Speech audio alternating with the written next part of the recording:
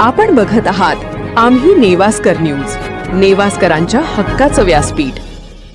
नेवासा तालुक्यातील एका गावात अल्पवयीन मुलीच्या छेडछाडीचा धक्कादायक प्रकार समोर आला असून या प्रकरणी सोनई पोलीस ठाण्यात गुन्हा दाखल करण्यात आला आहे। पोलिसांनी आरोपीला काही तासातच ताब्यात घेतले आहे। पोलिसांनी दिलेल्या माहितीनुसार असलम गुलाब शेख राहणार मनोरी तालुका राहुरी, हल्ली राहणार सोनई तालुका नेवासा असे आरोपीचे नाव आहे। पीडित मुलीच्या आईने या प्रकरणी सोनई पोलीस ठाण्यात फिर्याद दिली आहे। फिर्यादीत नमूद केल्याप्रमाणे सन 2025 पासून ते 16 मे 2026 रोजी पहाटे 1:30 वाजेपर्यंत आरोपीने संबंधित मुलीचा वेळोवेळी विनयभंग करण्याचा प्रयत्न केला, तसेच तिच्यासोबत अश्लील वर्तन करून लज्जा उत्पन्न होईल असे कृत्य केल्याचा आरोप करण्यात आला आहे।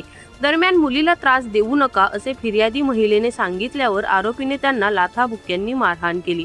तसेच हा प्रकार कुणाला सांगितला तर तुला आणि तुझ्या मुलीला जिवंत सोडणार नाही अशी धमकीही दिल्याचे तक्रारीत म्हटले आहे।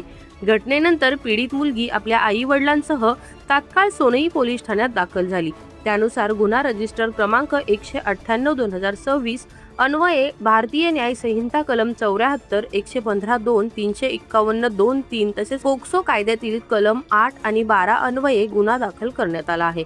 घटनेचे गांभीर्य लक्षात घेत तपासी अधिकारी पोलीस उपनिरीक्षक सूरज मेढे यांनी तातडीने कारवाई करत आरोपीच्या घरी जाऊन अवघ्या काही तासात त्याला ताब्यात घेतले।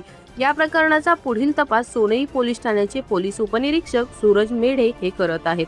आम्ही नेवास्कर न्यूजसाठी प्रतिनिधी गणेश वेलेकर, सोनई। तर या होत्या आजच्या महत्त्वाच्या ठळक बातम्या। अधिक अपडेटसाठी पाहत रहा आम्ही नेवास्कर न्यूज। धन्यवाद।